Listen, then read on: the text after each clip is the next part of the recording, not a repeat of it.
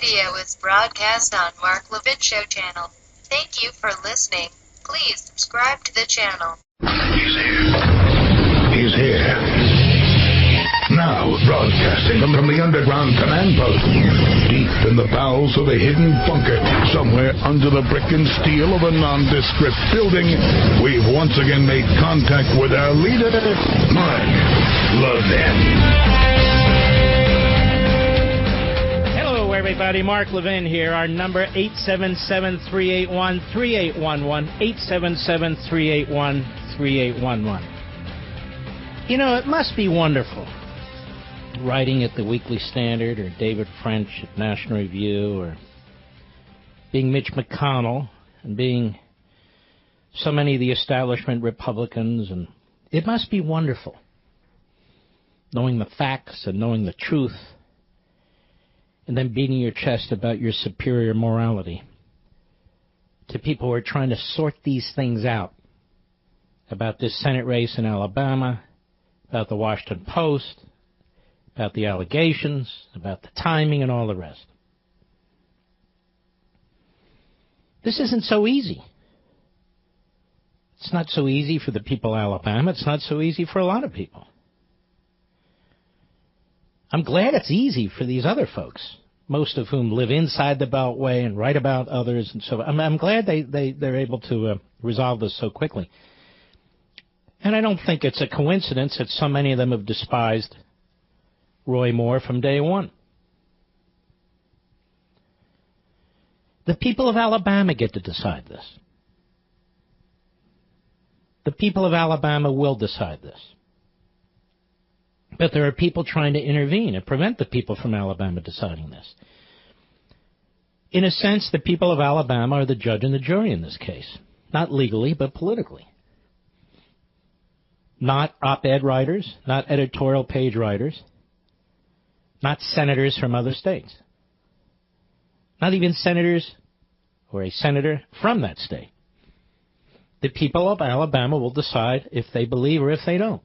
I find it incredible that we actually had a couple of senators, one Republican and one Democrat, one of whom heads the National Republican Senatorial Committee, which spent millions trying to defeat Moore, come out and say if he's elected, they're going to expel him. Shouldn't there at least be some kind of a hearing, a committee review to determine the facts? I don't mean the facts by press conference, the facts by Gloria Allred and so forth and so on. Shouldn't there be something more? If in fact the people of Alabama elect Roy Moore to the Senate, shouldn't there be something more than senators deciding to expel somebody? I can tell you, I didn't look forward to coming on the air today. I don't look forward to any of this. I despise it all. I can't stand it. We're surrounded by this. We have a Washington Post newspaper who you don't trust and I don't trust because it has an ideological and political agenda, and it has for 50 years, more than 50 years. You have Gloria Allred, who is a hack lawyer who always shows up like an ambulance chaser at the scene of an accident. You've got the timing of all this, which really stinks, even if the women are telling the truth. Trump supporters, in two cases, they tell us, why wait till now? Why have the courage now and you didn't have the courage a few months ago during the Republican primary? Why ensure a Democrat takes that seat? I'm just bringing it up because they bring it up. I'm a Trump supporter. If they feel it's relevant, I'm analyzing it. And then, of course, we have all kinds of scheming going on. You see, here's what we can do. We can expel him if he's elected. Then we can appoint Jeff Sessions. Get him out of the Attorney General slot. Clear the way for Trump at Justice. Or how about this one? We can write in Luther Strange, who he beat. This is the McConnell wing. And have him as a write-in, as we did Lisa Murkowski in Alaska. And who knows, we might win. How about we allow the people of Alabama to decide?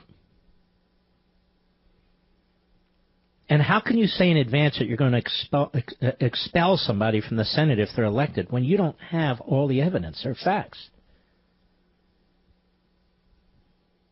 This is really tawdry from top to bottom and all around. It is really tawdry. I'm reading these things. I'm looking at these things. They all pretty much say the same thing. Evangelicals are being attacked. Well, don't you really believe in what you preach to everybody else? Yes, they do. Yes, I do. And people try to sort these things out. You have to decide who you think's telling the truth, who may not be telling the truth, who might be who knows what. It was dropped in our laps. We're doing the best we can with it. But when you have Cory Gardner, the chairman of the National Republican Senatorial Committee, who is basically an appointee of McConnell, and that is McConnell's baby, saying that Moore should be expelled if he's elected, that's McConnell. He should be expelled if elected. Let me ask you something. Don't you think they want to expel Moore if he's elected? Because they think he's going to be a royal pain in the neck? Now, just to show you how distasteful things have become, there's a story at the Time. I don't believe it's a magazine anymore. It's a website. It's a failed magazine. Woman says George H.W. Bush groped her when she was 16. I was a child. Gloria Allred's not involved in this one. Neither is a single establishment Republican. Not a single establishment Republican is denouncing this. Not a single establishment Republican on our favorite cable channel or anywhere else has said that we should all denounce George H.W. Bush. I haven't heard Cory Gardner say a word. I haven't heard Mitch McConnell say a word. I haven't heard John McCain say a word. Nobody has said anything. Because it's unbelievable. It's unbelievable. Even though the sixth woman has come forward. Rosalind Corrigan was 16 years old when she got a chance to meet George H.W. Bush, excited to be introduced to a former president, having grown up dreaming of going into politics. She was crushed by her encounter. Bush, then 79 years old. I'm not going to get into it. I'm just telling you, you can read it. About groping and so forth. Nobody wants to talk. Shh, don't. It's an open secret. No, don't talk. In fact, there was a piece, I believe it was at Salem's Town Hall, or maybe it was at NRO, but I think it was Town Hall, in which one writer said, leave him alone. Leave George H.W. Bush alone. I have left him alone, by the way. But nobody's talking about it. 6 people have come forward. 6. He issued an apology last week. 6 people came forward. I'm the only one last week to talk about this incredible thing that the Senate did. They passed a resolution compelling themselves to participate in, on a mandatory basis, in anti-sexual harassment training. And I asked then and I'll ask again, where are the investigative reporters? Which senators are sexually harassing which senators? Which senators are sexually harassing which staffers? Which senators have sexually harassed constituents? Why aren't there any major media outlets reporting on this? If it's so bad that they have to pass a resolution against themselves, that they don't know how to behave among themselves, why don't we know who they're talking about? Shh, no. We don't do that. No. Can't do that. So I'm arguing that this is a big deal and that we ought to know more about who's involved. And nobody cares. Nobody cares. And you've heard me talk about this. And I'm sure many of you are drawing the same conclusions. Whatever the resolution with Roy Moore, whatever the facts are with Roy Moore, is it only Roy Moore? I've even thought about this.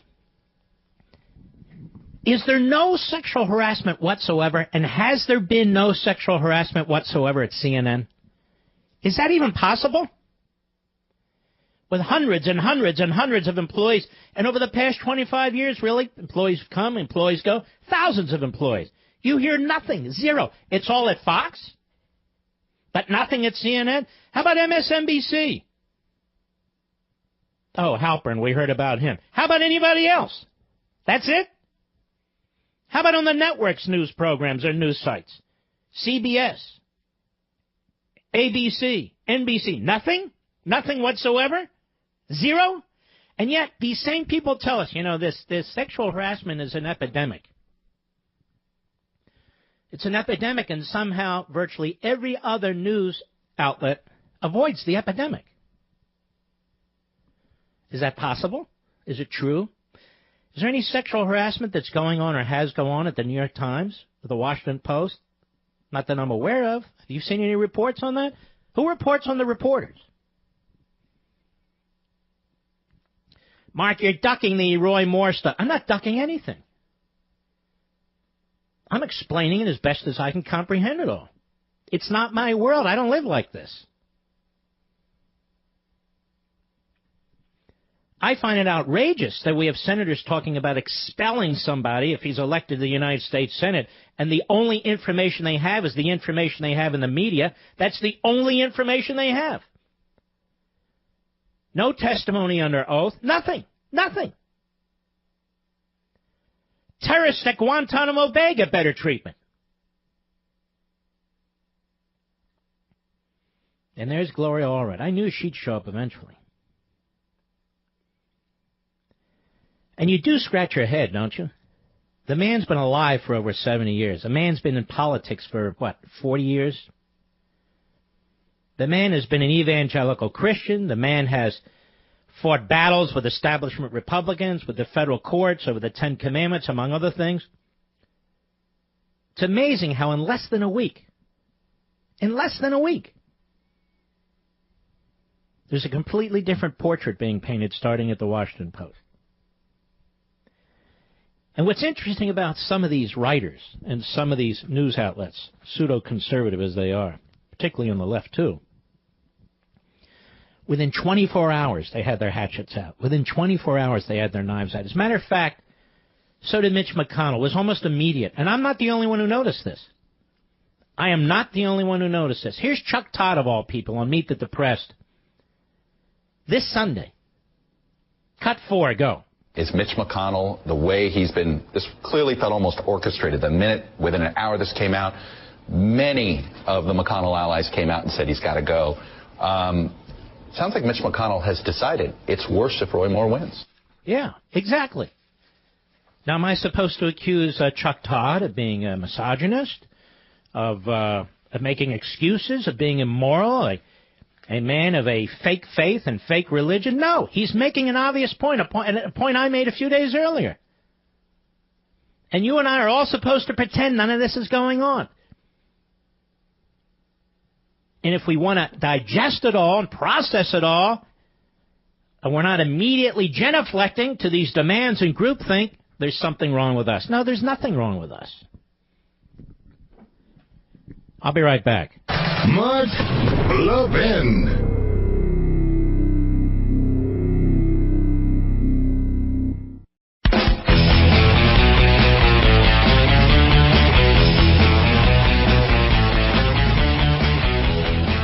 Mitch McConnell and his boy Cory Gardner and the rest of them, they run out of options. If there's a write-in candidate, which McConnell suggested, that would pull votes away from the Republican and would elect this guy, the Democrat. It would elect the Democrat. There's no question about that. Orrin Hatch thinks that's a swell strategy. He backs the majority leader, which is what he does. He's a lapdog. And, of course, the writing candidate they want is Luther Strange, who is another lapdog. You see, this is why people are very troubled by all this, are second-guessing all this. Just seems to fall into their hands, McConnell's hands. Then he has his guy, Cory Gardner, who is truly a lightweight from Colorado. I'm sorry, guys. He just is. He runs the National Republican Senatorial Committee, and he's out there talking about expulsion. So if he gets elected, they'll expel him. Now, they're doing that for two reasons. Number one, to send a message to the people of Alabama, you can vote him in, but we're throwing him out. And number two, because they want the governor to replace him, probably with Luther Strange, maybe even Jeff Sessions. But does this sound like people who care about the truth? Does this sound like people who want to get to the bottom of things? No, it doesn't. It sounds like people who are trying to exploit a situation. And I don't care about Washington. I don't care about the GOP in the Senate. I don't care about the Washington Post and the National Review and Weekly Standard and all the lecturing of you and me and the others while they all sit absolutely silent with these grotesque allegations against an old man, George H.W. Bush, which is pathetic. It's sad. But they're lecturing us on morality, and they say nothing about that. Nothing. You actually have Lindsey Graham, and I talked about this, testifying at the trial for Menendez. Menendez has been accused of all kinds of graft and corruption. Apparently the jury can't make up its mind. But Google his name. He's been accused of a hell of a lot more than that. Look at it. Look at what he's been accused of. Prostitutes and all the rest of it. I don't know if it's true. But nobody's called for his expulsion. Nobody. This is not an excuse. It's an observation. It's an observation. A United States Senate that tolerated for decades Ted Kennedy. They knew what he did. They knew he harassed women. He molested women. In the case of Chappaquiddick, he left a woman in the canal. They all know it. Everybody knows that. He's the lion of the Senate. The lion of the Senate. Selective morality is what we're seeing and hearing by the chest thumpers and the backslappers. Selective.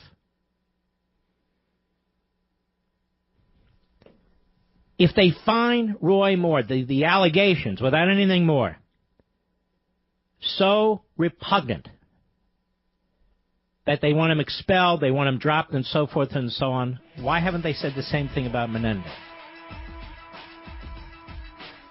And if they are so repulsed, and I don't have any problem with that, why do they ignore what George H.W. Bush has apparently been doing for years? I even hate bringing that up. I hate bringing it up, but I have to bring it up. I'll be right back.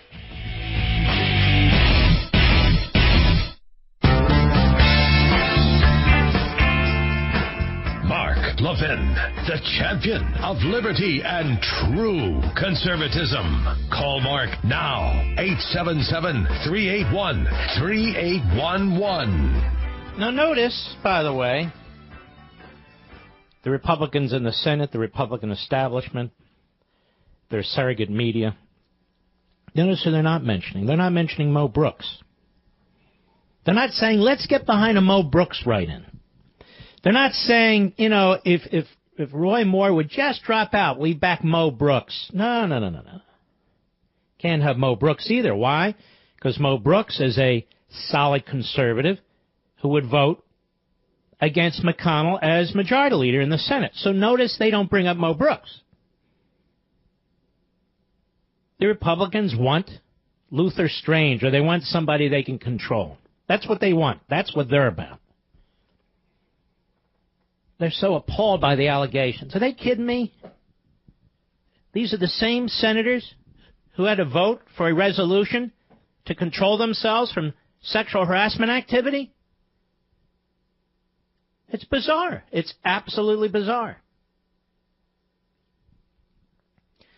I do want to congratulate the Washington Post, those three reporters. You have taken the focus off of Hollywood and put it on an evangelical Christian, Roy Moore. That is amazing how they pulled that off. Isn't it, Mr. Producer? That's remarkable.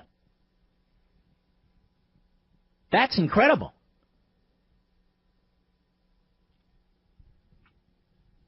But the timing doesn't matter. It means nothing.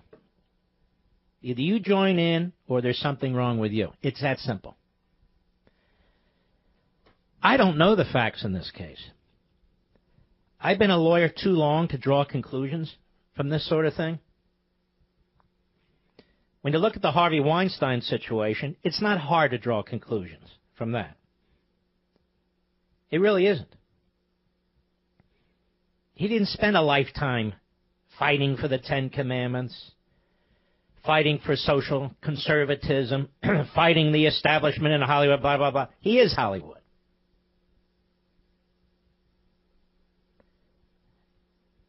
I mean, I think all of our jaws hit the floor when we read that very, very long Washington Post piece and we started scratching our heads and analyzing the piece. It just didn't make sense. Now you have another woman that comes forward. She seems fairly credible. Still doesn't make sense. There she is with Gloria Allred. That makes sense. Right? It's just impossible to sort through this right now in time for this general election, but it doesn't matter. As Chuck Todd said, as I said before him, but he said it on Sunday on Meet the Press. He says this clip, let's play it again. Cut 4, Mr. Producer, go. It's Mitch McConnell, the way he's been, this clearly felt almost orchestrated. The minute, within an hour this came out, many of the McConnell allies came out and said he's got to go. Sounds like Mitch McConnell has decided it's worse if Roy Moore wins. Mitch McConnell is in power, ladies and gentlemen, because he is a sleazy, behind-the-scenes operative. He leaks to liberal media. He manipulates conservative media. He uses enormous amounts of monies collected for his PACs and his front organizations, raised by lobbyists on K Street and others. He's increased the amount of money that he can get to the National Republican Senatorial Committee. He uses others, like Cory, Gardner here from Colorado, who runs the National Republican Senatorial Committee, but it is really McConnell's committee, to talk about expulsion. He's got Karl Rove out there on TV, one of his operatives.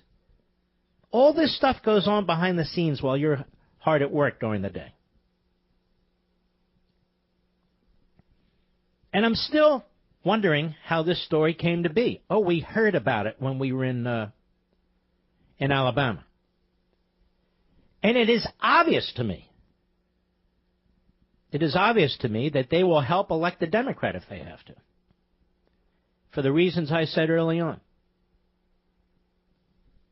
He cannot have somebody within his midst, within his ranks, who he cannot control. But I can't verify Roy Moore's life. I have no idea.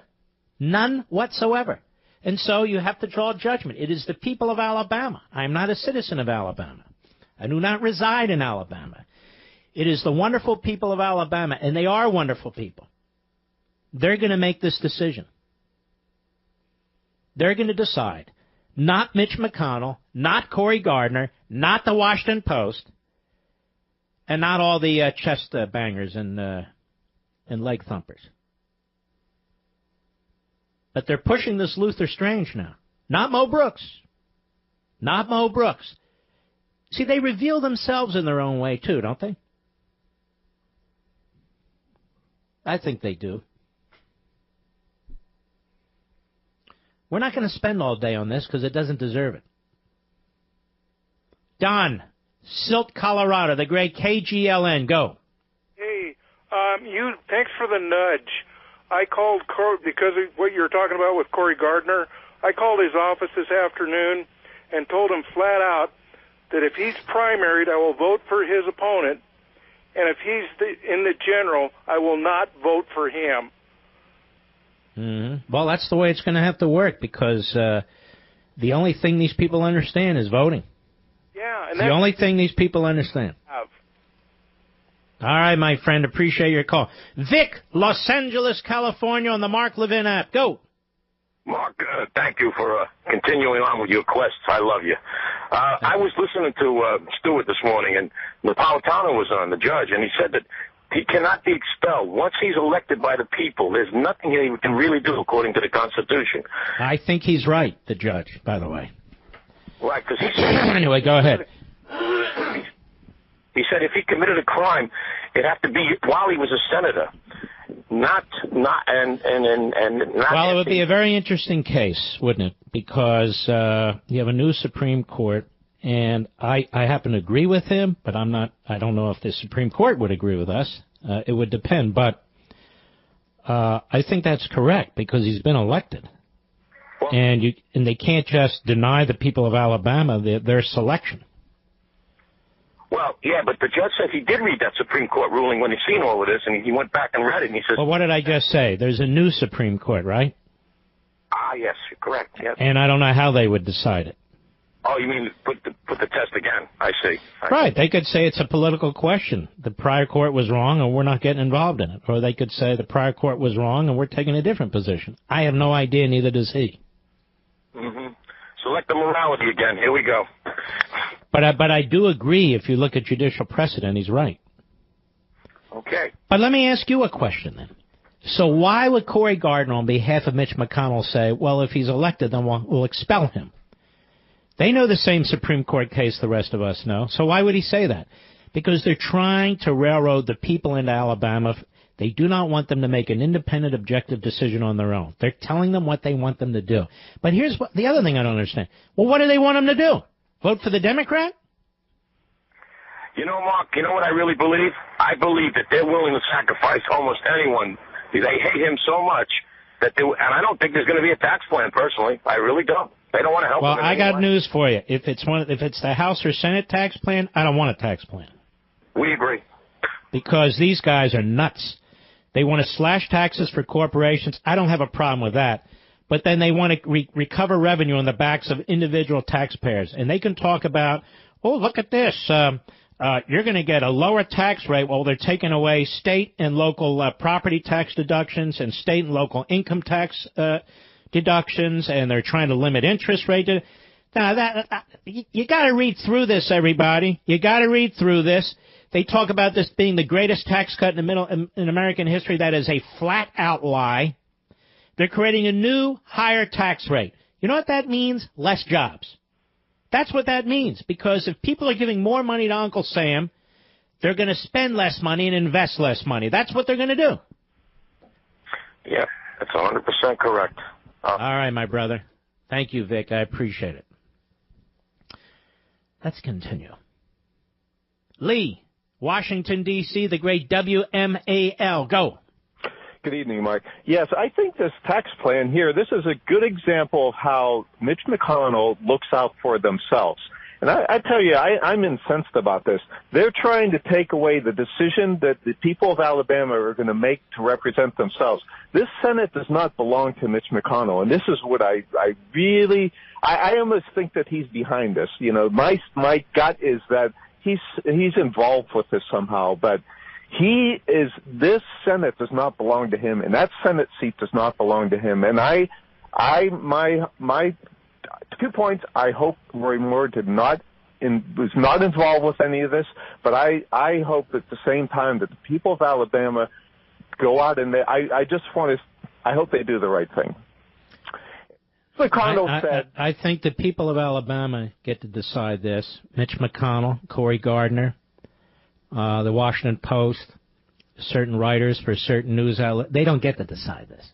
They seem to be wanting to steal their decision away. I just hate this idea of Washington, D.C. running down to some state or another and telling them, this is how you're going to vote. Let me ask you a question. I'll continue to ask this question. How come all these inside the Beltway or near the Beltway think tanks, media outlets, broadcasters, how come they're not mentioning the fact that the United States Senate actually passed a resolution damning the United States Senate when it comes to sexual harassment? How in the heck? What about Cory Gardner? Is he involved in sexual harassment? No? Okay, fine. Then why did he vote for it? What about what about John McCain? What about all these senators? I mean, I find this amazing to me. And it goes without notice, it goes without comment, except behind my microphone, where I keep bringing it up because I'm saying, do you understand? Let me ask you something, sir. Do you need to pass a resolution, vote for a resolution, sponsor a resolution to tell you that you need mandatory anti-sexual harassment training? Do you need to pass a resolution to prove that you're not a sleazebag? I mean, is that really isn't that the bottom line? And the funny thing is, there must be a problem because they keep saying there's a problem. And yet, we don't know what the problem is. They don't tell us. Who's involved? What's the problem? They're CYA before it comes up. And notice the Washington Post doesn't do a story on it. Who are they? Politico, New York Times, NBC, ABC, CBS, MSNBC. Where are they? Brilliant point. Brilliant point. All right, sir. Thank you for your call. I mean, if we're going to clean this up, we're going to really get to the bottom of it, then get to the bottom of it. Do it. I'll be right back. Mark Levin.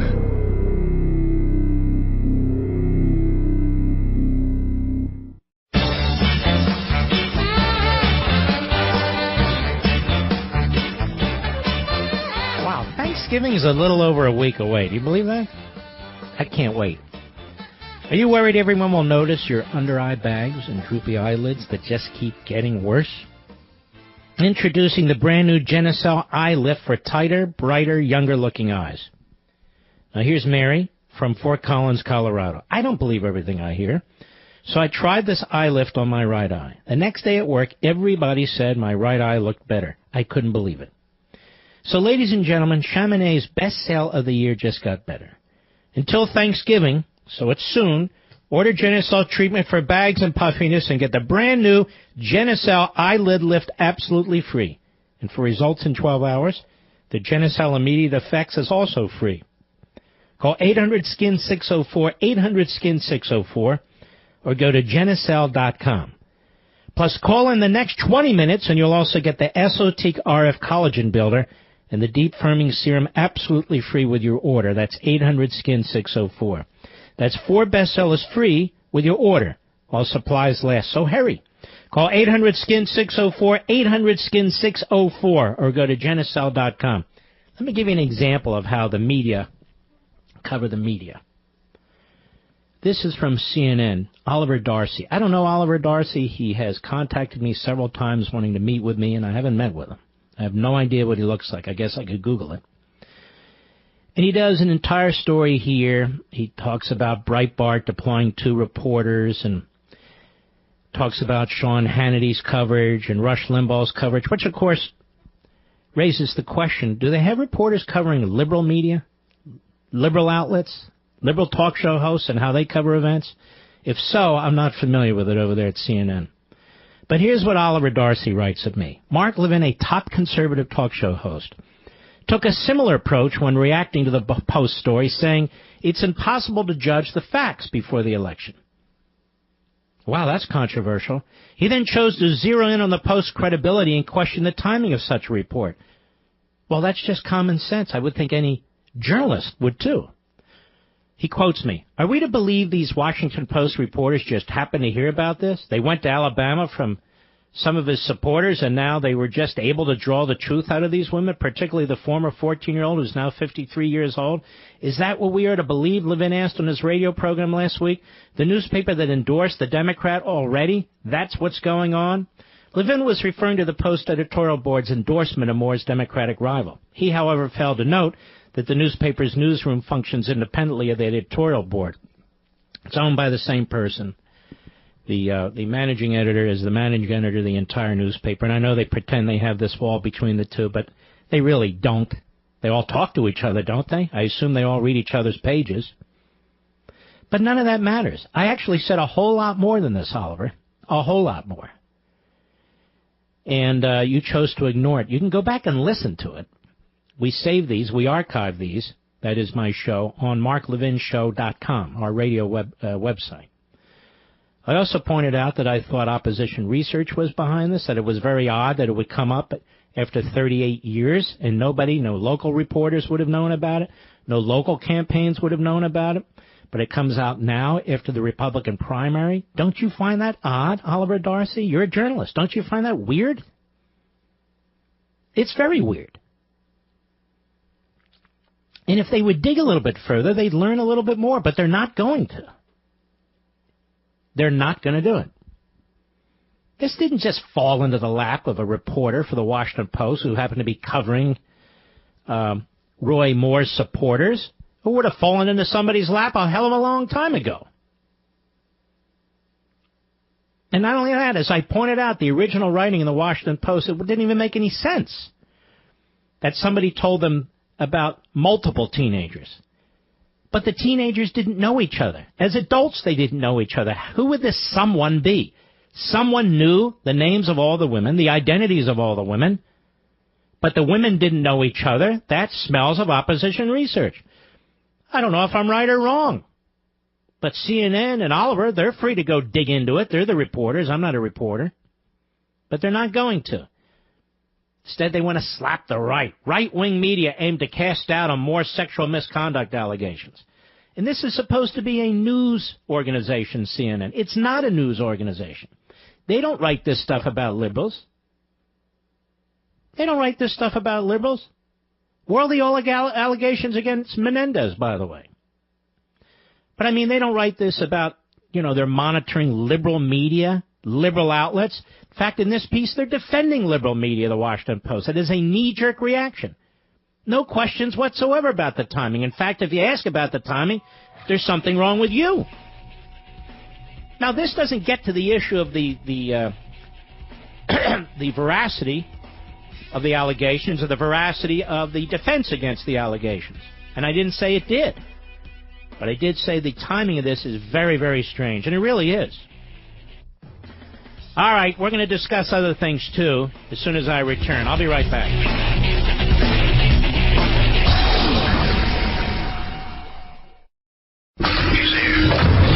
He's here. Now, broadcasting from the underground command post, deep in the bowels of a hidden bunker, somewhere under the brick and steel of a nondescript building, we've once again made contact with our leader, Mark Levin.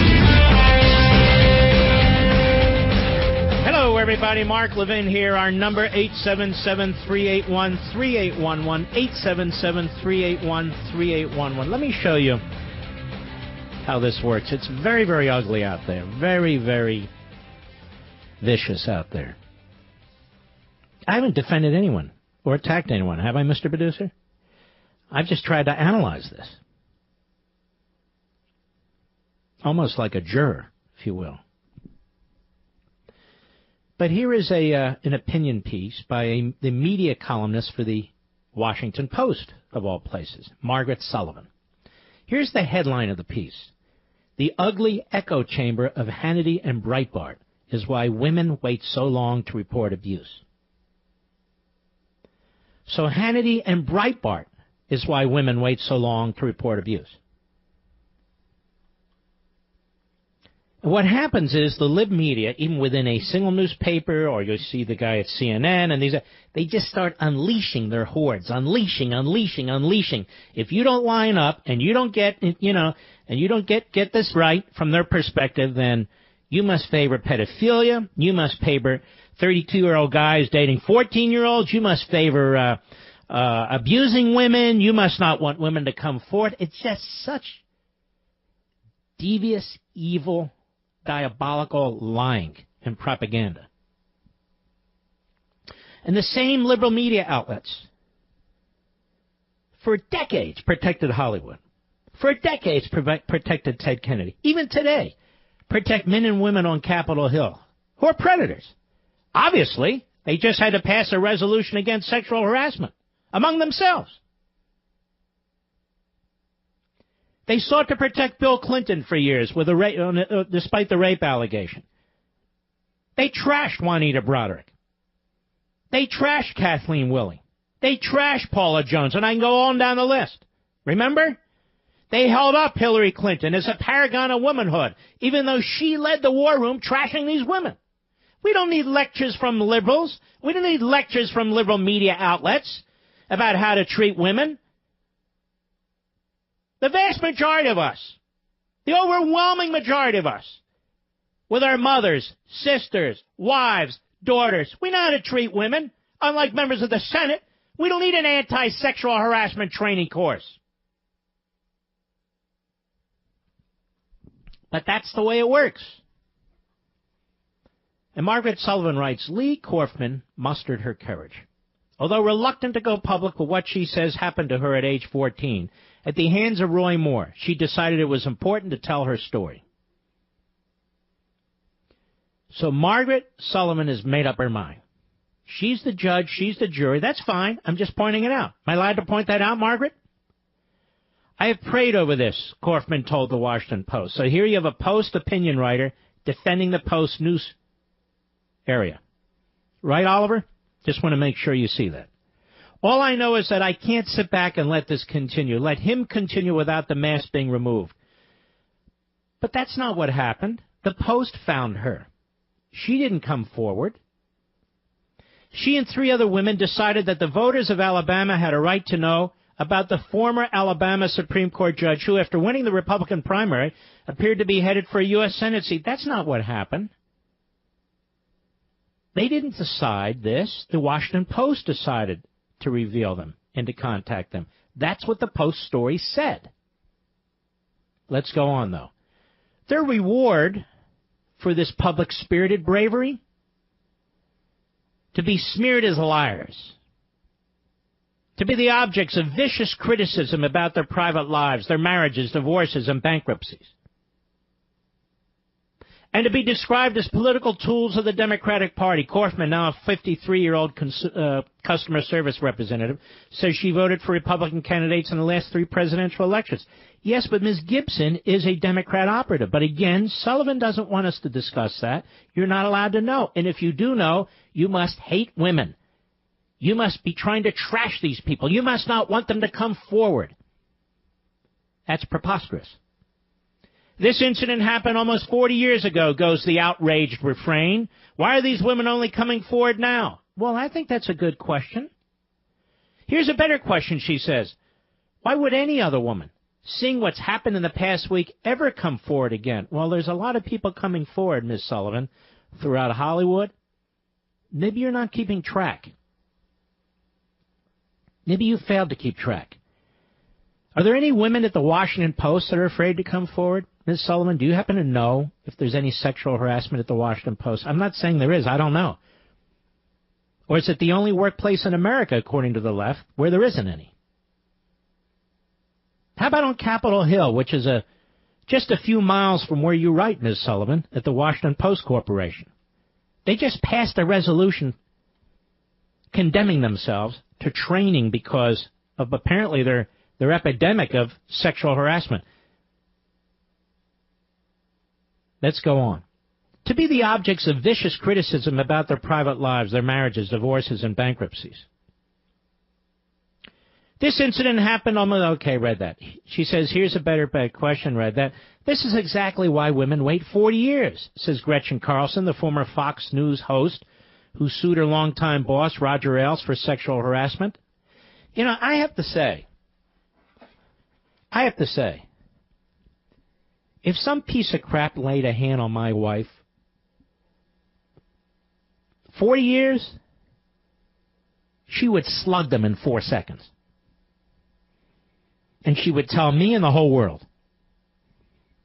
Same with my mother. Same with my daughter. You might say, well, it's never happened to them. I am telling you that a lot of people wouldn't tolerate this sort of boorish, if not criminal behavior. They simply would not.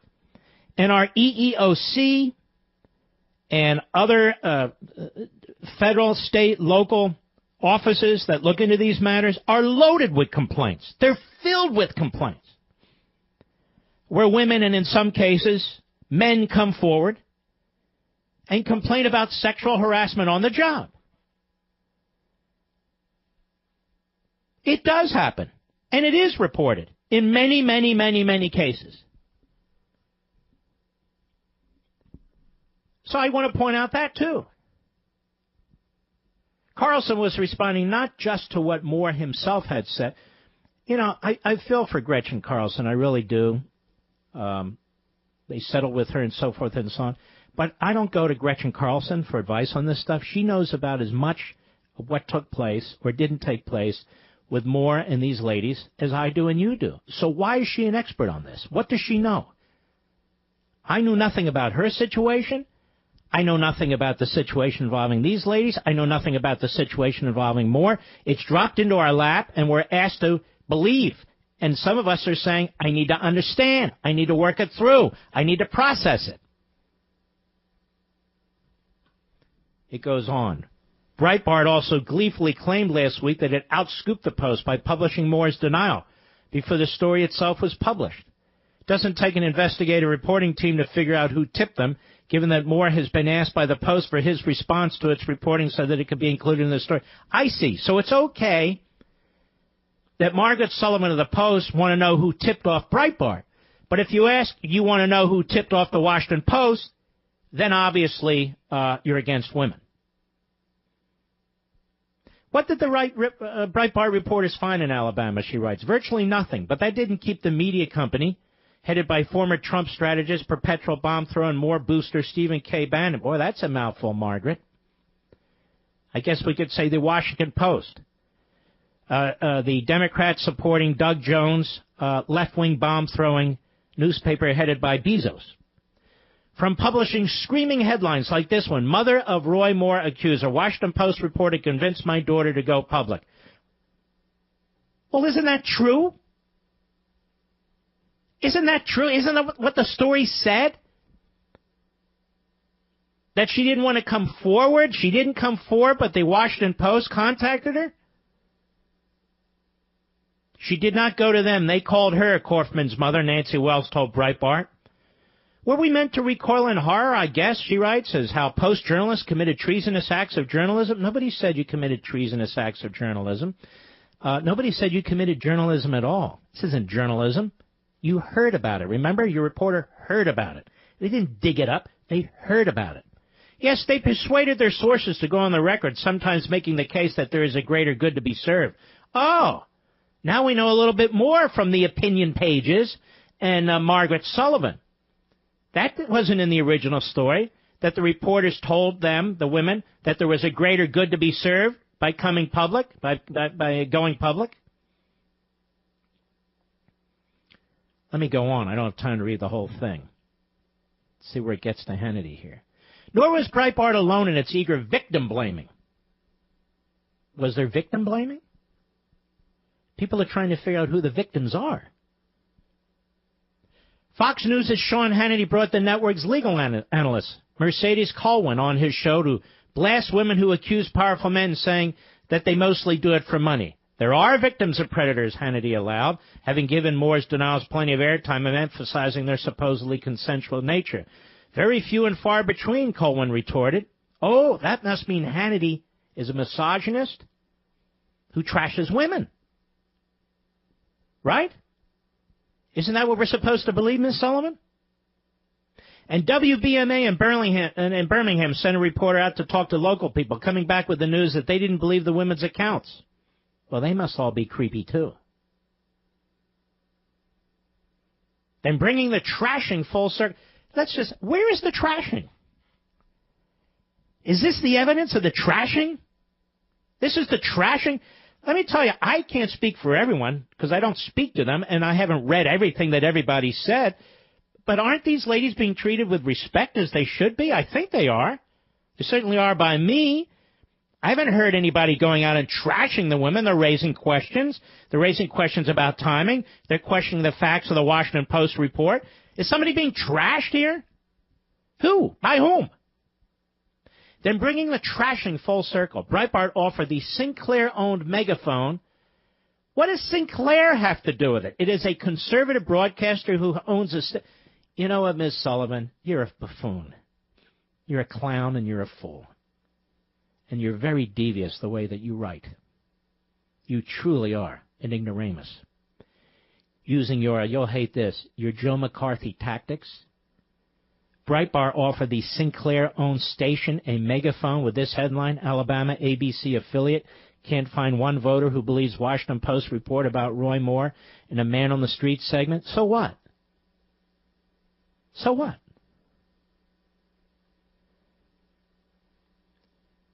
What a pathetically stupid column. Pathetically stupid column.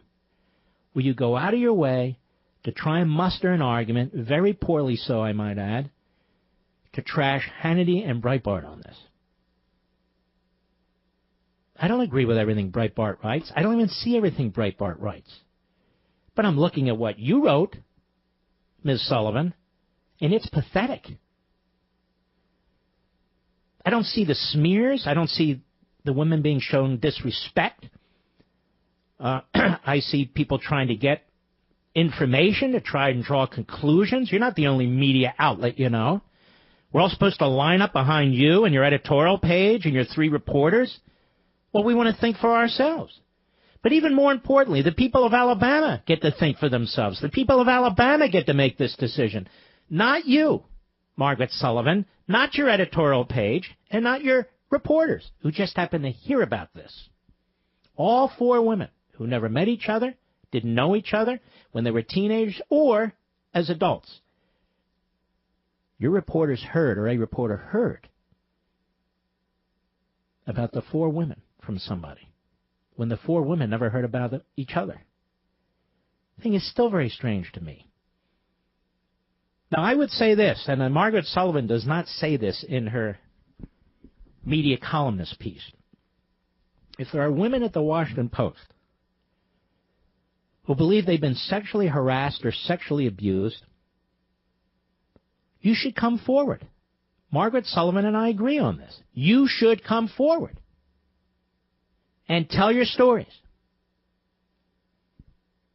Come forward and tell your stories. I'll be right back. Mark Levin.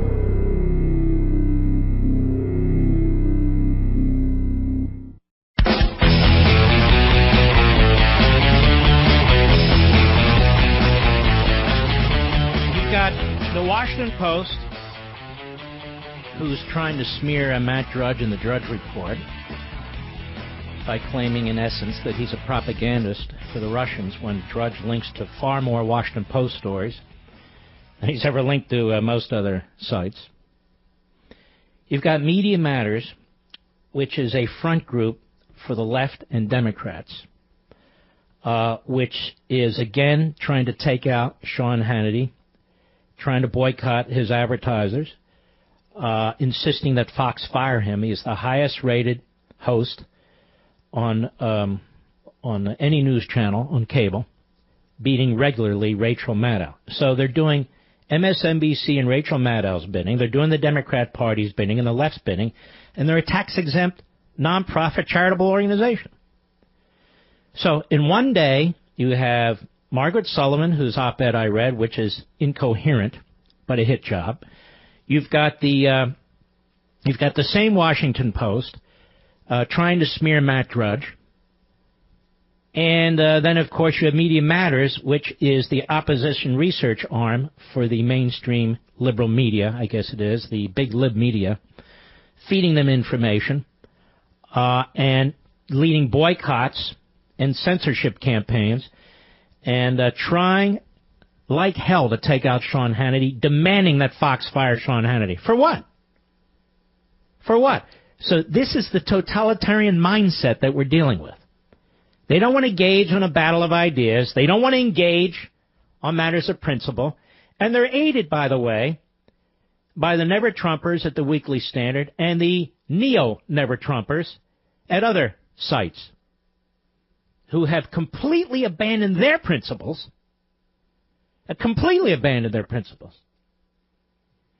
because they're so furious and they can't get over their obsession with Trump. With Trump. Again, they don't have to agree with everything Trump does. I don't agree with everything Trump does, but I don't want to sabotage him. There's some things I want him to get done, very, very much so, which would help the country, as a matter of fact. All this is going on today. All this is going on today. Pretty remarkable. All right, let's see if we have time for a really great caller. Let's go to Mary, Bound Brook, New Jersey, the great WABC. Go. Hi, Mark. I got to tell you, honey, I love you to my very soul. But thank you. I am so afraid that we are becoming a failed state. Can this happen? I mean, everything that is going on, it seems like all of these people are coming out of the woodwork like cockroaches, as you call them, and attacking everything that we believe in. It's the progressive movement. It's the progressive movement. Every time you turn around, There's some tradition, value, or belief system that's under attack. And when you have something like this and it's dropped in your lap and you bear to take a breath and talk about it and look at it, you're attacked for that. I'll be back.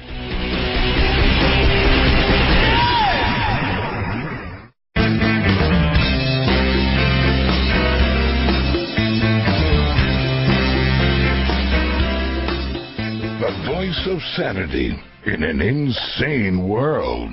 The Mark Levin Show. Call him now at 877-381-3811. When's the last time we had a slow news day? Now think about that. For well over a year now, we've been constantly bombarded with breaking news, fake news, manufactured outrage. Unfortunately, the antiquated networks continue to only cover this with their predictable bias and dangerous agendas. So if you're tired of their game, and you're looking for a strong, honest voice outside the mainstream media, then look no farther than Levin TV and CRTV. Levin TV is one of the programs carried by our Conservative Review TV network. CRTV was created to be different, to be better. No other network provides more of the people you trust, the content you seek, and the viewing experience you deserve. With shows like Levin TV, In the Woods with Phil Robertson, and Michelle Malkin Investigates, Louder with Crowder, just to name a few, you'll get a fresh perspective and unfiltered assessment of the issues that are truly important to you. It's time to cut the cord on the old guard and join the CRTV media revolution. Go to crtv.com and start your free trial and get access to every show that CRTV offers. That's crtv.com, or if you're sitting in your car, I want you to pick up your cell phone right now and give us a call. 844-LEVIN-TV, 844-LEVIN-TV. We have a great Levin TV tonight, as a matter of fact, and I go over the tax issues. And I want to talk a little bit about that today, right now. I said the other day, yesterday, and I want to repeat it today. No, it wouldn't have been yesterday. I guess it was Friday. Today, Monday? Yes. So let me repeat it now. I want the House bill to fail, and I want the Senate bill to fail. These are not serious tax cuts. It's not serious tax reform. The Internal Revenue Code will remain hundreds and hundreds and hundreds of pages, with thousands of pages in regulations. That's number one. Number two, this is not an across-the-board slashing of taxes. It's 6 of one, half a dozen of the other. The only slashing of taxes occurs on the corporate side, and I support them, from 35% to 20%. But then, individuals, so-called middle class, so-called upper middle class, so-called upper class, are to subsidize the tax cuts for the corporations. $1.5 trillion in tax cuts. $1.5 trillion in tax cuts over a period of years. $300 billion of which, essentially, are on the individual side. $1.2 trillion on the corporate side. That is preposterous. Preposterous. And then they claim this is the biggest tax cut in American history. Many of you will not be able to deduct the property taxes you pay on your homes or the state income taxes, which is very, very important to you. So while they may reduce your tax rate slightly, by eliminating or significantly curtailing that deduction, your tax rate is effectively going up. In other words, the tax rate you'll pay will effectively be higher. Now, they're going to tell you they have studies and that the average person within your group, I don't know about you, but when I pay taxes, I'm not in a group. I sit down with a CPA because I can't figure it out. I've never been good with numbers, let alone the Internal Revenue Code, and I certainly don't want to sign anything under penalty of perjury. So they scare the hell out of you, number one. Number two, where is this streamlining the tax code? It doesn't streamline anything. What happened to the fair tax or the flat tax? What happened to filing your tax return on a single page? I'm not talking about people who don't pay taxes and then get so-called refunds for not paying taxes. Ladies and gentlemen, 50% of the people in this country who work are not paying a net federal income tax. That is an outrage. 60% of them are paying nothing or 5%. 40% of us are carrying the weight for the entire country, for the entire welfare state. We are the ones who are burdened with it. Our children are the ones who are burdened with it. Our grandchildren are the ones who are burdened with it. 40% of us carry the weight for 60%. And it's even worse. It's even worse. The vast plurality of individual income taxes is paid by the top 5%.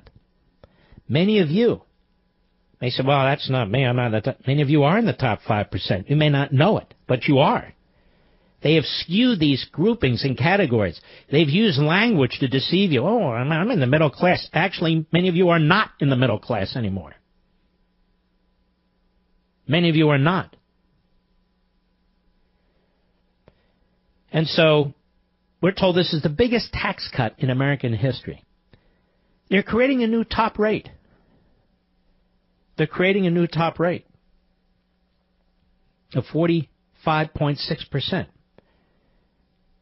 for an individual who earns over $1 million and a couple over $1.2 million. Well, screw them. I don't earn that. Well, many of them are small businessmen and women who do not file as corporations. They file as proprietors. In other words, they file an income tax form like many of you do. They're going to get clobbered. They're going to get slammed. Clobbered and slammed. And what about them competing? What about the difficulty they're going to have? I reject the House proposal. And by the way, let me just take it, because the media keeps shoving microphones in the faces of Republicans now, asking them about Roy Moore. They don't shove microphones in the face of Democrats asking them about Bob Menendez. Why is that? Well, we know why. All right, I'm back. So I understand that this would be a political setback for the president, but I'm not interested in political setbacks, political progress, political this, political that. The president should get involved in it directly. The president should control this process the way Reagan did. If you leave it to these dunderheads, these knuckleheads in Congress, this is what you get. But my fear is if it does pass either of the plans, that will be an enormous setback for the Republican Party and conservatives generally. And I'm very troubled that a lot of conservatives in Congress aren't speaking out against this. I know they, quote-unquote, won a victory. I know they do. I don't blame them. Then propose something that you can celebrate and actually have a victory over. This isn't it. I was there during the Reagan tax cuts. I was in the administration. I lived through that. Many of you did. This is not that. And to his credit, I know it's amazing, Jake Tapper over there at CNN, he had Mnuchin on, the Treasury Secretary, the liberal Democrat from Goldman Sachs, New York, looking out for the little guy. With Jake Tapper, cut one, go. I want to point to the fact that President Trump keeps saying that this is the biggest tax cut in history. So we've tried to find a way that this is true, but it's not. As if you look at the tax bill as a percentage of the gross domestic product, it would be the 8th largest. If you look at it in inflation-adjusted dollars, it would be the 4th largest. If you look at it just dollar for dollar, it would be a 3rd largest. Isn't it important just to, have factual debates when discussing these things? Well, as you just commented, there's lots of different ways of looking at it. This will be the largest change since President Reagan. Largest change? Yeah, the largest change to the tax system, and the largest cuts since Reagan to the tax system. Think about this. That's not the biggest tax cut in history. Think about this. Biggest tax cut going from 35% to 20% in corporate taxes. If that's not the biggest tax cut to make our businesses competitive, what is? The pass-through rate is going to be the lowest rate since the 1930s. But it sounds like you're making factual arguments that are different from what President Trump says. No, he says it's the biggest tax cut in history. It is the biggest tax cut in history on mostly every single part of the plan. No, it's not. And why do you keep lying? If you want the biggest tax cut in American history, then offer the biggest tax cut in American history. If you're not going to offer the biggest tax cut in American history, then stop saying you are.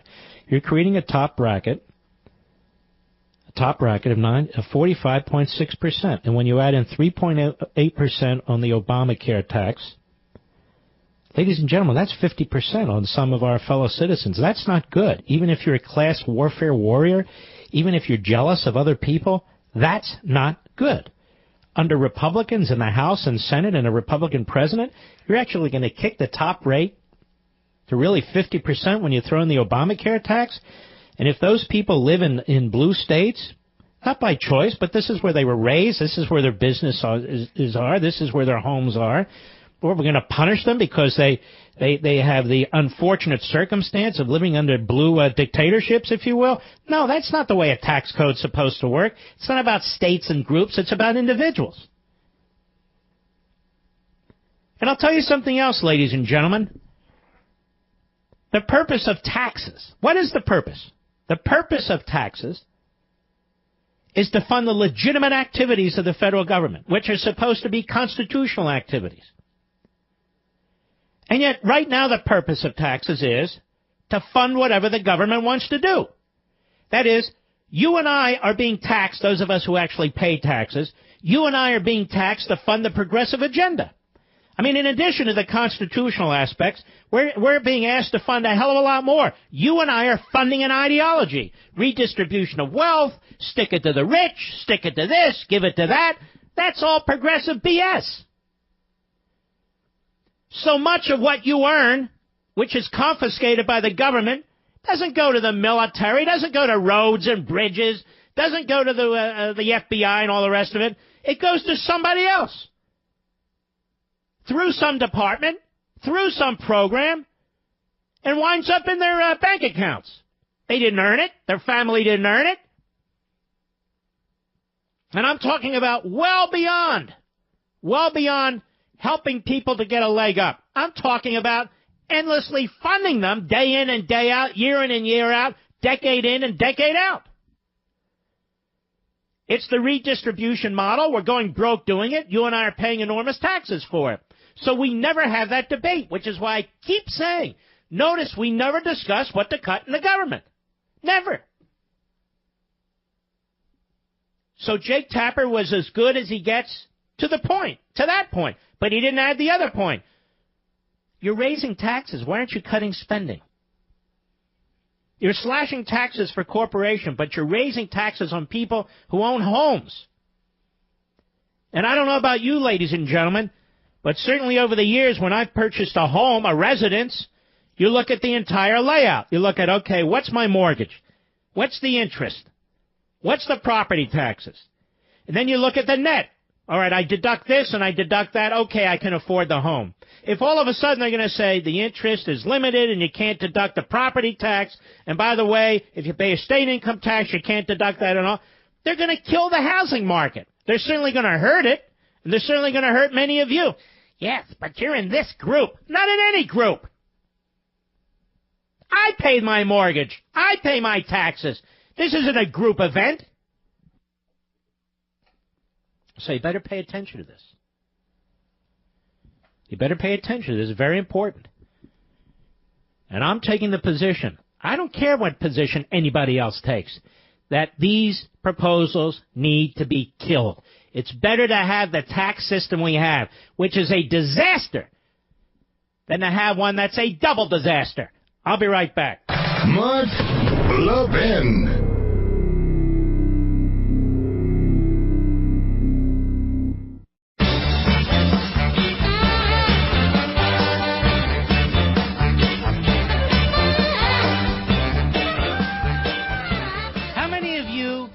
Live in red states. How many of you own homes in red states?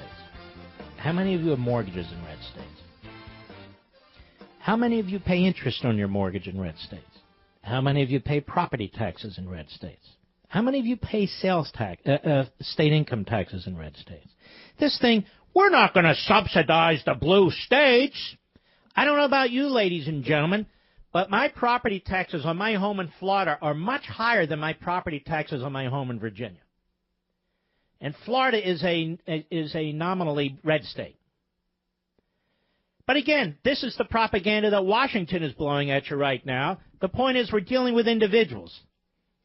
And there's many, many people, conservative Republicans, who live in red states, who own homes and pay property taxes. who, if the Senate has their way, the Republicans in the Senate, if they have their way, you will not be able to deduct them on your federal income tax return. And yet, when you purchased your home, that was one of the things you took into consideration. Now, this word subsidize, we're talking like Marxists and leftists now. Nobody's subsidizing you.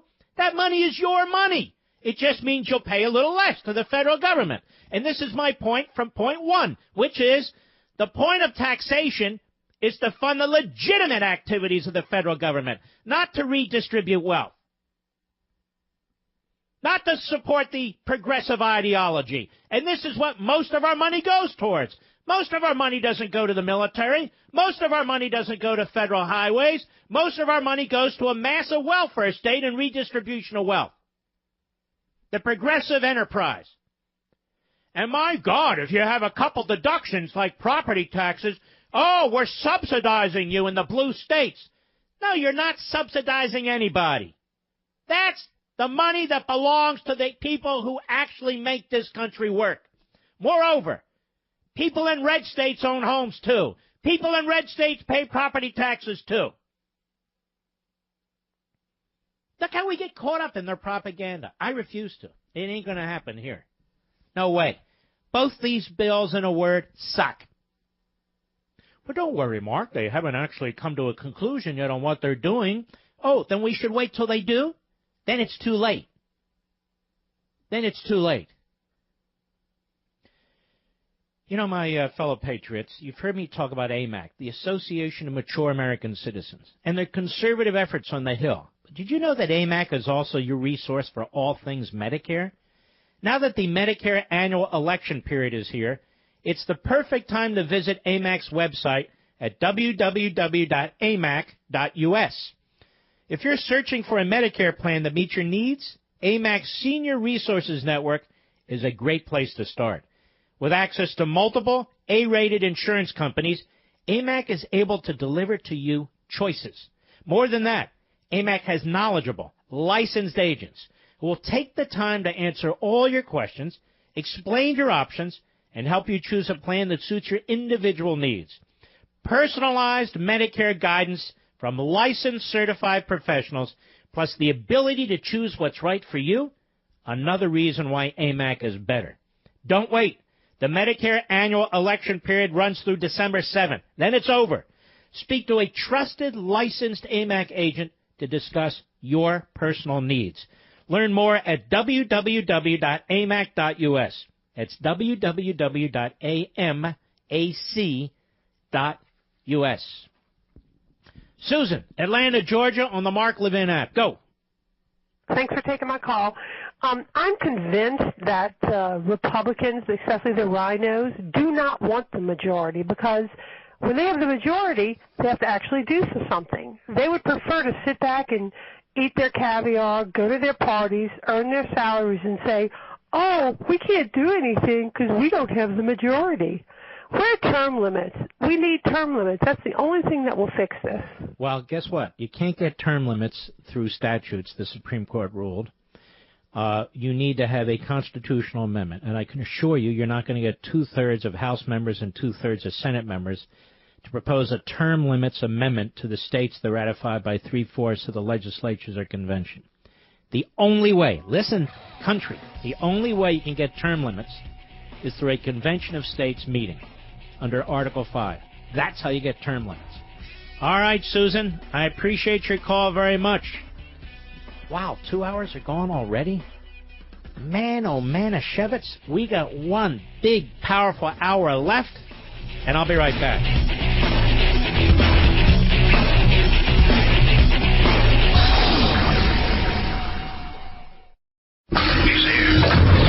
He's here.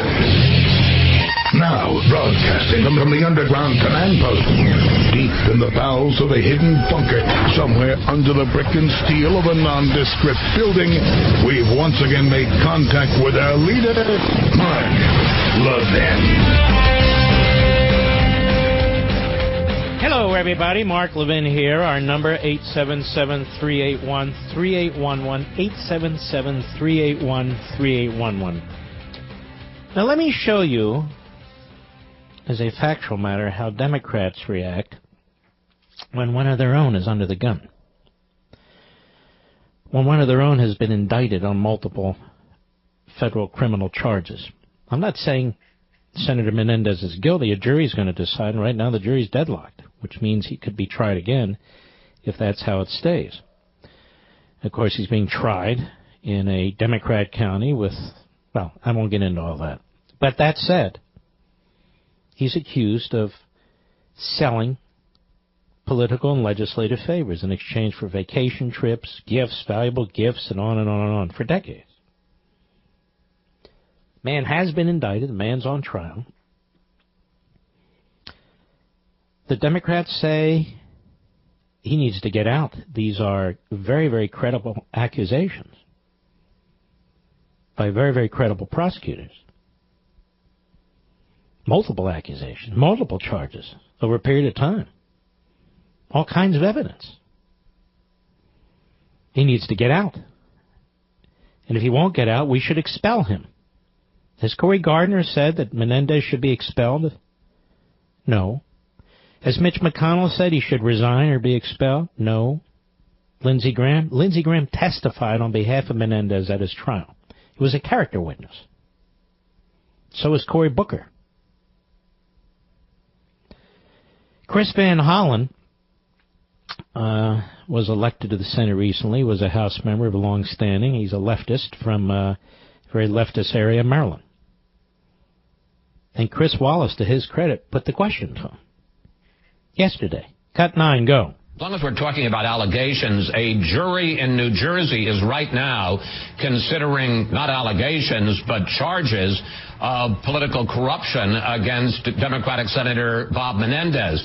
If that jury convicts him, not allegations, but a conviction, should he step down? Chris, we're going to leave this decision to the jury, and I'm not going to get ahead of the game. Oh, not going to get ahead of this game. No, go ahead. People on the jury will look at the facts, just like people in Alabama will have to look at the facts. Oh, people in Alabama have to look at the facts. But I just thought everybody said that Moore should resign. Moore's guilty. That he's a lech. He's worse. That Moore should be expelled if the people of Alabama do decide. Go ahead. Have to render a decision. And I'm not going to speculate about what the outcome of that jury decision. That it? It's rather abrupt. All right. Then we have little Dick Durbin of the great state of Illinois. The state of Lincoln has spit up a Dick Durbin.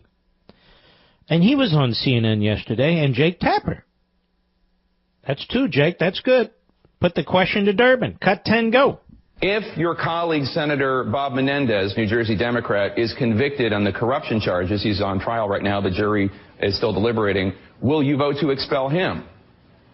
I'm not going to get into the hypotheticals on either of these situations. Oh, he's not. No, we're not getting into hypotheticals here, brother. He's charged. He's being tried. If he's convicted, will you vote to expel him?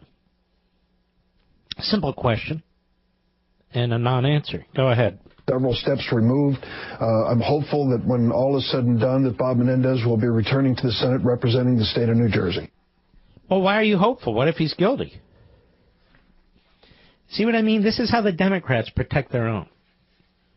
And there's no Republican out there demanding that Menendez resign. Not one. Not one. Cut 11. Tom Perez, the DNC chair.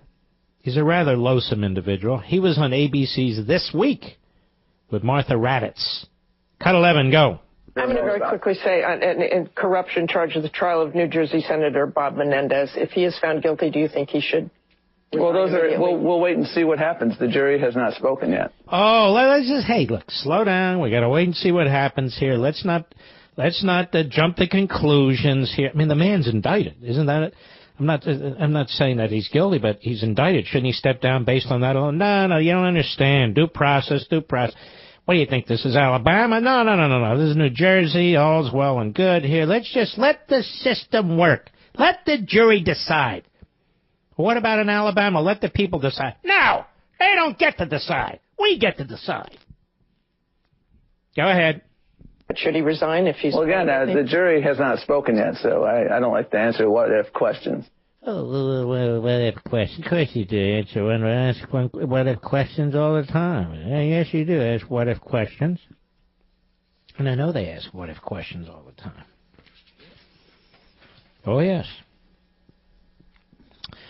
Let's see here. What if questions here? It's the Republicans coming out now. They're all behind Luther Strange. The people of Alabama are not behind Luther Strange. Our friend Pat Toomey, he says Luther Strange would be a strong candidate.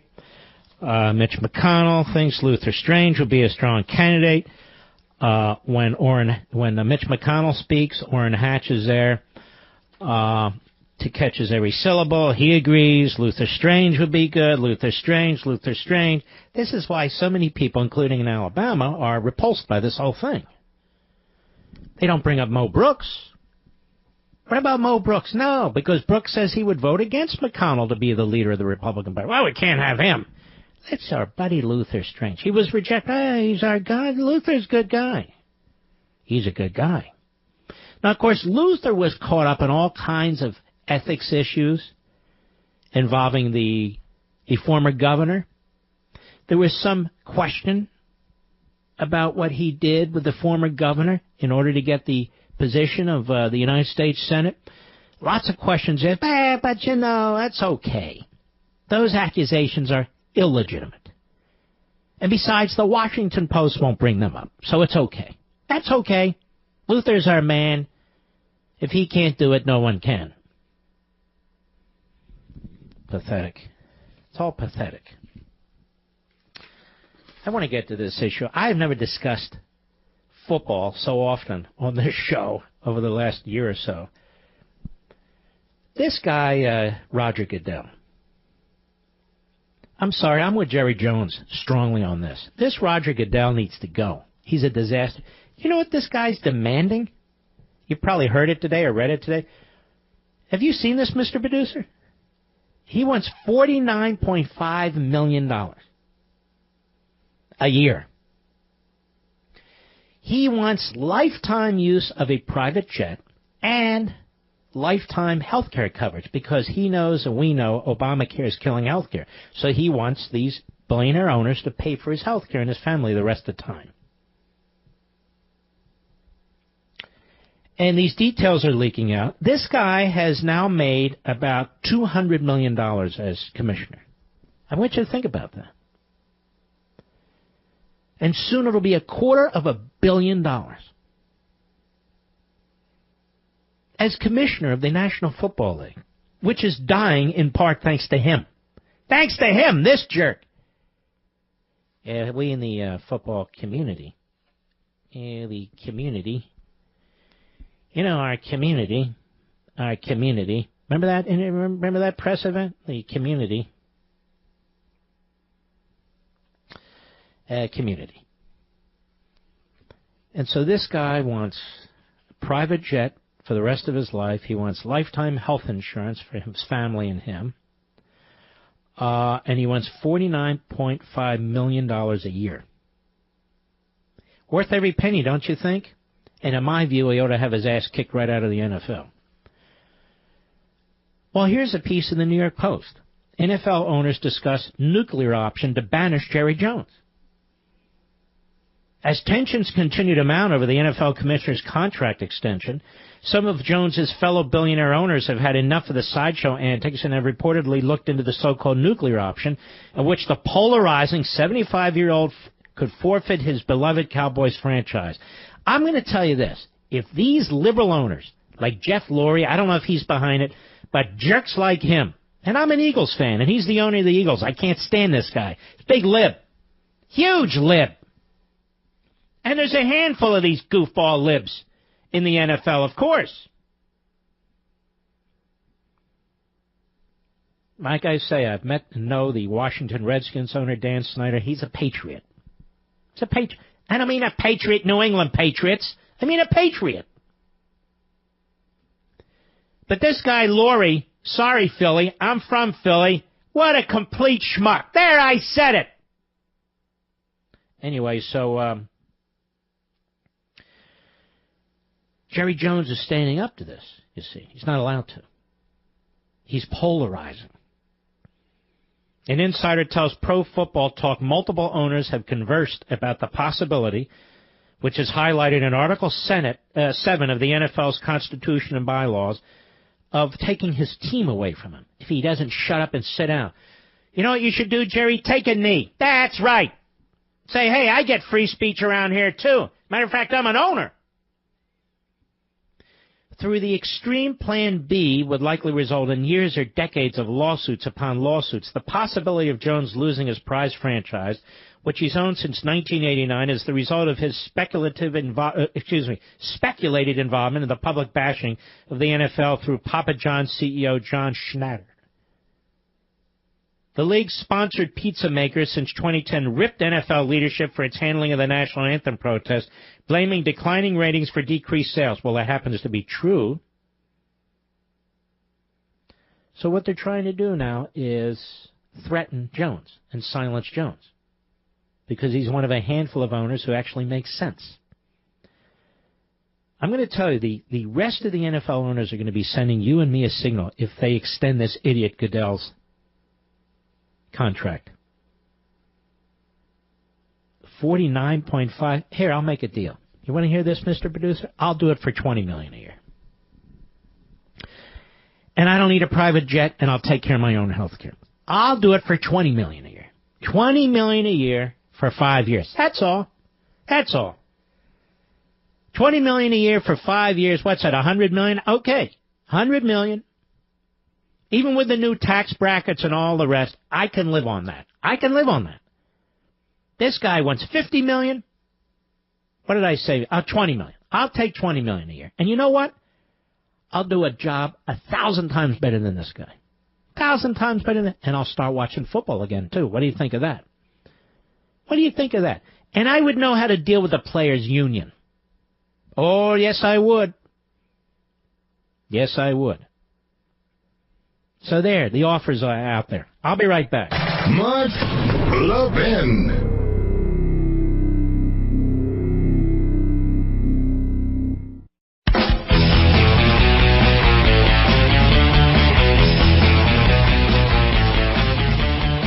Washington Post, I know the source, have to consider it, is reporting, but so are other media outlets, that Attorney General Jeff Sessions is, in fact, considering a special counsel for the uranium scandal. I think that would be outstanding.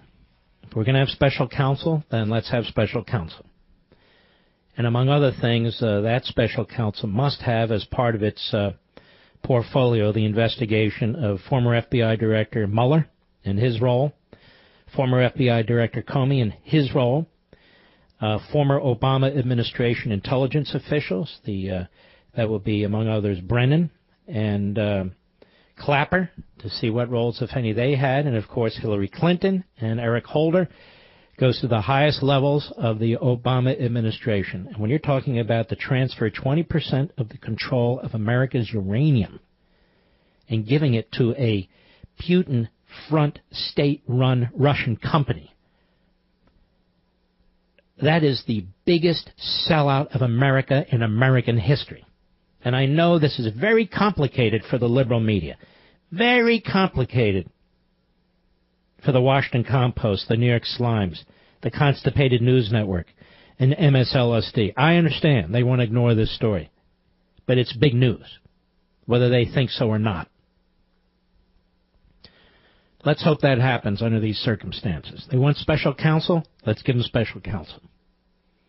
Matt, Green Mills, Maryland, the great WMAL. Go. Mark, it is great to talk to you. It's a pleasure. I'm a long-time listener, first-time caller. Thank you, sir. I want to talk tax reform with you a little bit, and I completely agree with all that I've heard about the tax reform bill that's put forth by the Republicans. One thing I wanted to mention is we talked about deductions quite a bit and how they'd hurt people like me and other families in the country. But don't we need to simplify the tax code, take out those deductions? I agree, large tax cuts need to happen, but is there room? Let me tell you something. Deduction, your property tax deduction doesn't complicate the Internal Revenue Code. That's not what's complicating the Internal Revenue Code. What's complicating the Internal Revenue Code is the way they treat corporations. Most of us can file an individual income tax return. It's relatively simple, isn't it? It is. I mean, those who go to work each day, their payroll deductions are taken out. Whatever's left, some people can do their taxes on their own. I can't because I'm an idiot. I just am not good with numbers, and I don't want to screw up and make a mistake because I will be targeted. So just to get the gold standard, I hire a CPA to help me out. But that said, even my taxes are not complicated in that sense. And yet they're hundreds and hundreds of pages and thousands of pages when you include regulations in there. And that's what's stymieing growth and so forth. But look, if you're saying these deductions, we need to simplify the code, if they really want to simplify it and they want a flat tax rate for everybody or they want a sales tax under the fairness tax, I'm all for it because most people will see their taxes go down. But they're not going to do it. And they won't do it because they are revenue obsessed. And by revenue obsessed, I mean they are spending so much money. Even with a Republican president and Republican Congress, they are spending so much money that they are adding enormous sums to the debt. The problem is, I don't care how fast you grow this economy, despite what the supply side guys say, I don't care how much they fiddle around with the tax code. If you don't start slashing spending and including reforming entitlements and getting the welfare state under control, in the end, none of this is going to matter. It's just not going to matter. All the Pollyannas out there for growth, I'm for growth. But if you don't control the growth of government somehow, some way, I mean, even Milton Friedman made the point, we should limit the growth of government to a percentage of the GDP. My recollection is he said 17%. It could be 17, 17.5%, 16%. That's plenty of money. The GDP right now is about $17.6 trillion. $17.6 trillion. But they will not do it. And the Republicans will not do it. And Paul Ryan's on Sunday shows sounding like Saul Alinsky and Bernie Sanders. Your little deduction, which is a big deduction to individuals and families for property taxes and state income taxes, isn't what's making the difference here. It isn't what's making the difference. Anyway, Matt, I appreciate your call. I got to take a break at the bottom of the hour. Well, ladies and gentlemen, I shall return.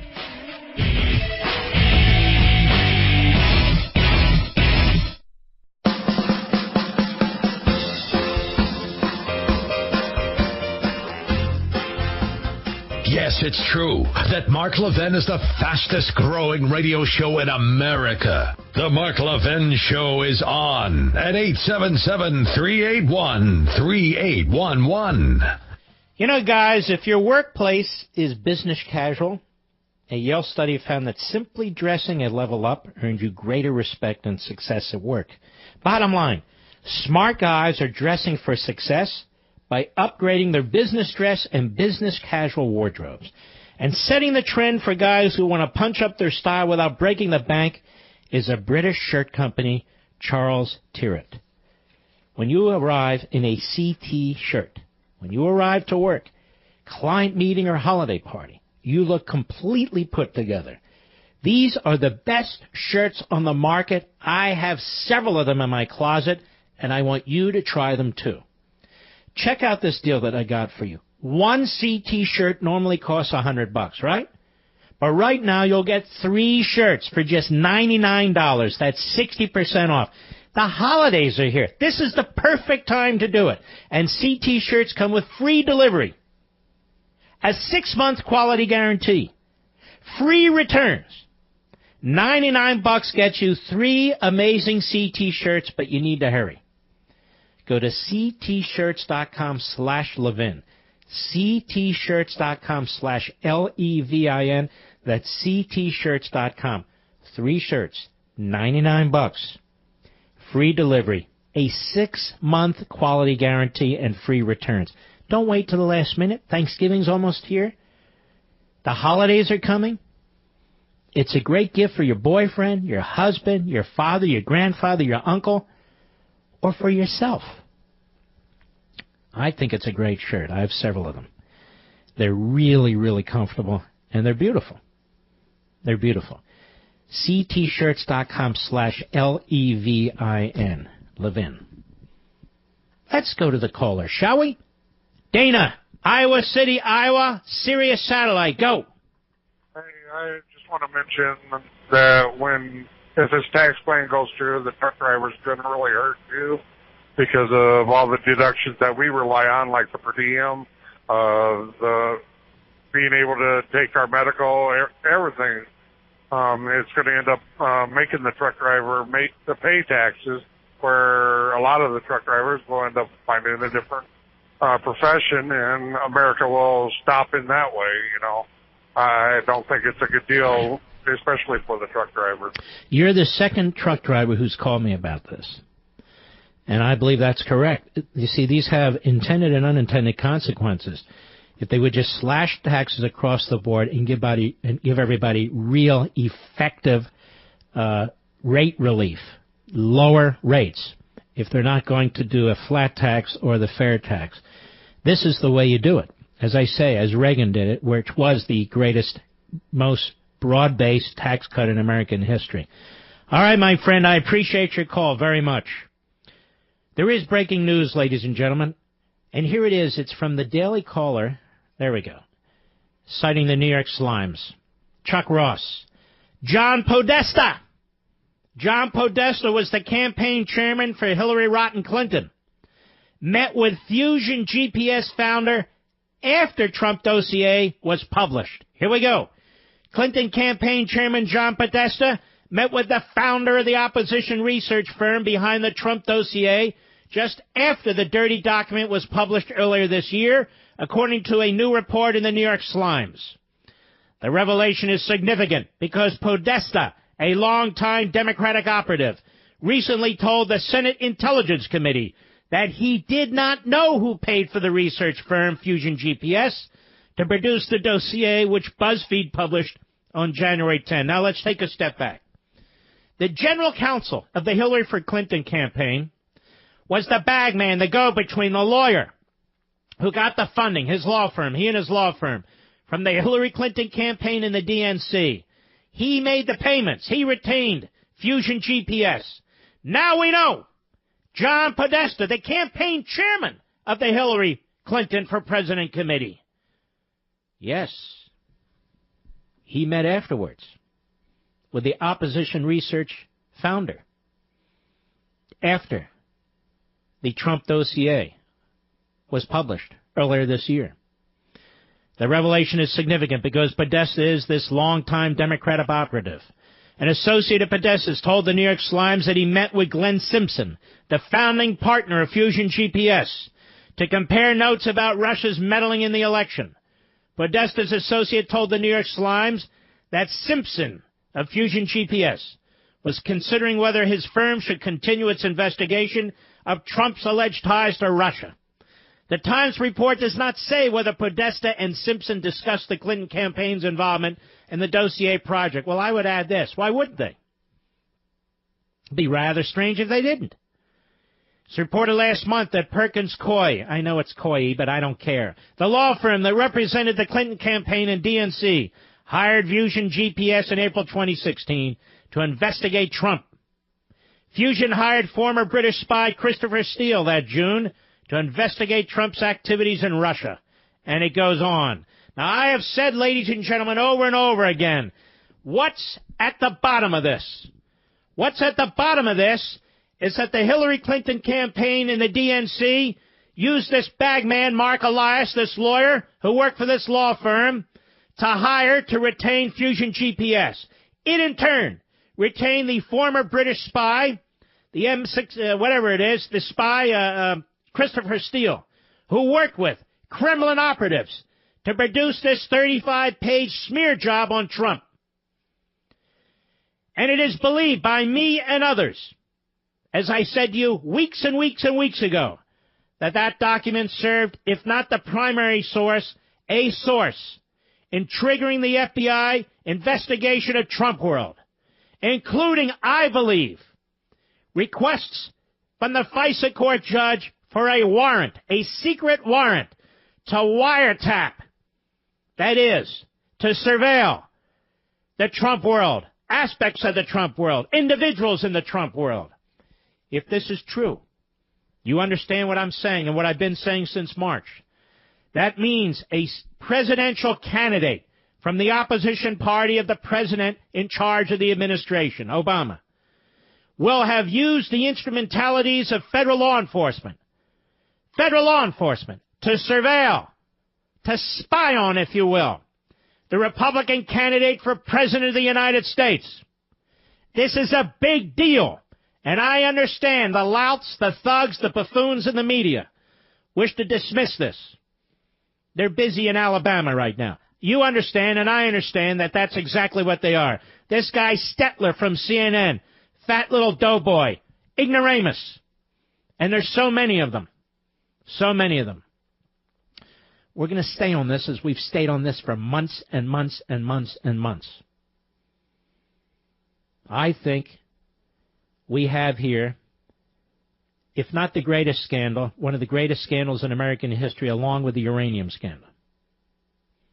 It's hard to keep track, but we will keep track. That the Republican candidate for President of the United States was surveilled by the Obama administration. In part, if not mostly, because of the work of Fusion GPS, which was funded by the Hillary Clinton campaign and the DNC, to cut it down to its basics. And now we know John Podesta met with Fusion GPS founder after the Trump dossier was published. I don't know what happened. I don't know who paid for it. I don't know. They know everything. They know everything. And the report now is that Jeff Sessions is considering a special counsel to investigate the uranium scandal. I wish they would use that special counsel to investigate the uranium scandal and the dossier scandal. The uranium scandal and the dossier scandal. Should I repeat it? I don't think I will. That'll become annoying. Now, let's take some more calls, shall we? I'm looking over. Is there anything else I wanted to get to today? I think I hit most of it. Okay. Let us go to Larry, Wichita, Kansas, Sirius Satellite, a trucker. How are you, sir? I'm doing fine, Mark. How are you? It's my pleasure. Thank you, sir. I just wanted to thank you for all you do for us. I've learned everything I know about the Constitution and legalities from you. I've listened for years. Thank you. You're just everything I need to know I get from you. I've learned more than I ever learned in school. I've learned from you, and I really appreciate you. I'm out here every night listening to you. I like the other guys. I like Hannity, and that you're it. You're the man. Well, you're very kind. He's my buddy, too. And by the way, there's an organization funded by leftists and Democrats which has received a tax-exempt status from the IRS that, as I speak, is trying to have Hannity pushed off the Fox News channel, trying to destroy him. And they've been working on this for months and months and months. And the group's called Media Matters. What do you think about that? Oh, I hate them. I've heard about them before. Yeah, they're just left-wing liberals, you know, kooks, trying to take over us. But it is a fascist mentality, don't you think? Trying to shut people down and destroy them rather than engage in debate? Yes. I'll tell you another thing. My two senators from the state of Kansas are supporting McConnell against Judge Roy Moore. I despise that. My two senators don't do anything for us. No, even apart from Moore, they're both lightweights. You got Roberts, who slipped back in. And, of course, he's really the senator from Alexandria, Virginia, where he lives 98% of the time. And you got this other guy, Moran, or a.k.a. Moron, and he's in there. You're right, they're lapdogs. All right, Larry, thank you for your call, and thank you for what you do, bringing us all the goods that we need across the country. All you truckers out there, I love you. Thank you. Let's go to Karen, Tuscaloosa, Alabama, home of the Great Tide. The great number one Alabama Roll Tide. I'm going to tell you, that team is unbelievable. Yes, they are. We're so proud of them. And I'm so honored to be talking to you. And thank you. And Georgia lost, so there they are. They're up at number 1. Go ahead. I'm sorry. I know. I never thought I'd be grateful to Auburn. Yeah, exactly. And by the way, that wasn't even close. It was not even close. So we're interested to see what happens in the next couple of weeks. But thank you for having me on. I just wanted to make some comments about the Judge Roy Moore situation. Mm-hmm. And I do think it is pertinent that initially I did support Luther Strange, but now that Judge Moore is our candidate, I would give my support to him. And you were 100% correct your first hour when you said that one thing that people in the state of Alabama do not like, and we can see, is this double standard. And the fact that other people, first of all, the fact that you could accuse anybody of any crime and you don't have to produce proof. Second of all, that some crimes are looked at differently than others.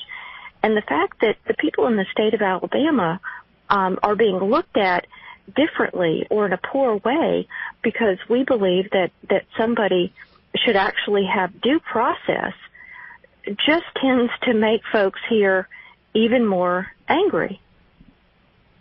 I mean, even Weiner. Remember Weiner? Yes. Remember what he photographed of the same name? Yes. Yeah. They gave him the benefit of the doubt, the left. You know, they took off after Andrew Breitbart and the Breitbart site and mocked them and so forth and so on, and it turns out it was Weiner's Weiner. Right, and we want the ability to get the facts and to determine for ourselves. And you're going to. And I think if there's really any effective effort, should he be elected, to expel him, not only do I think, and I agree with Napolitano on this one, not only do I think that's unconstitutional based on a Supreme Court decision, although the court can do whatever it wants. Shouldn't, but could. I think that will do further damage to the Republican Party and the Republican establishment. And look, Mitch McConnell and Gardner and all these Republicans, they don't know any more or less than you and I know. Correct. They don't know any more or less than you and I know. They're all running for the hills. Fine, run for the hills, but at least have some integrity. You know, you're pushing guys out there saying, well, expel him. Don't you want to get the facts? Seems to me if he's elected, then the Senate, or at least the Republicans in the Senate, could carefully examine what took place. And, of course, Judge Napolitano's point is correct. You really can't hold him to account for things that took place before he was elected, when he wasn't a senator. So they're in a pickle. The bottom line is McConnell doesn't want this guy in. Whether this took place or not, McConnell doesn't want the guy in. So he's not exactly objective about this. Karen, thank you so much for your call. We'll be right back. Mark Levin.